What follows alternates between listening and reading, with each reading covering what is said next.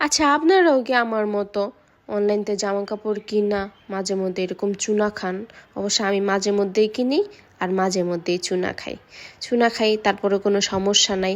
তবে আজকের চুনাটা বেশ ভালো সালো, অনেক খারাপ আসছিল আমার লাইগা। কারণ এটা আমি অনেক বড় একজন মোস্ট ফেমাস ইনফ্লুয়েন্সারের লাইভ দেখা নিছিলাম। অবশ্য ব্যাটিটারও ভাল লাগতেছিল না, তারপরেও নিলাম যে দেখি আমারে ভালো দেখা যায় নাকি। দেখি না, বেডি তো বেডি, আমারে তো আরও খারাপ দেখা যাইব।